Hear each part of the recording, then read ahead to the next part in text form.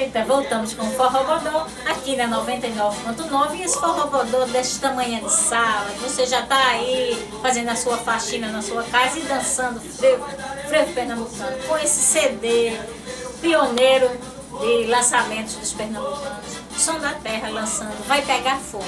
Esse CD que é o primeiro de muitos outros que vocês vão ver, de alguns artistas, mas é o primeiro lançamento no Forró Bodó de Frevo, porque quando estiver mais próximo nós vamos fazer um Forró Bodó exclusivo de Frevos, como temos feito sempre.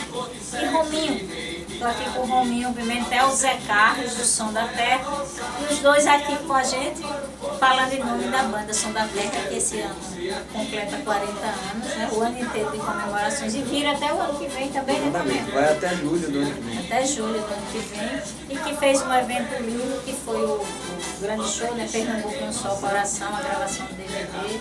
Quero agradecer mais uma vez a minha participação e de tantos colegas, que realmente foi uma festa muito bonita. Vocês estão de parabéns. Estamos em fase de edição, né? Mas ele, para o ano, depois do carnaval, a gente deve estar lançando esse trabalho. Isso, Rominho, esse CD, você, além da homenagem ao Paulinho Germano, você está fazendo homenagem mais a algum artista? Não homenagem, né? Mas a gente está, além dessas músicas inéditas, a gente colocou algumas músicas já de sucesso, da gente, né? Que são importantes na nossa carreira. São e foram e continuam sendo importantes.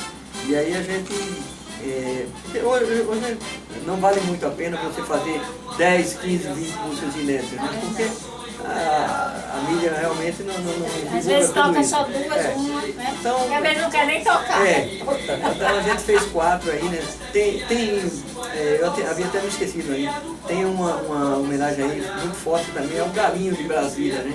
Que eles não tinham um hino. E me pediram para fazer junto com o Reinaldo de Olinda, né, que é um holandês que hoje trabalha lá na Câmara de Brasília. E nós fizemos uma música em homenagem ao Galinho, né?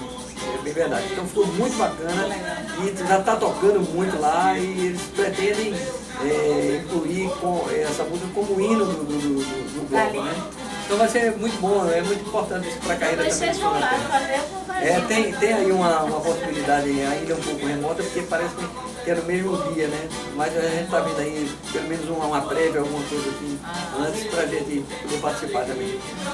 Então, Romeu, vamos ouvir mais 2 músicas. Quem vai pedir? Zé Carlos vai pedir quais as músicas aqui? Falando demais, tudo tem energia e 1 minuto sem te ver. Então é 1 minuto sem te ver.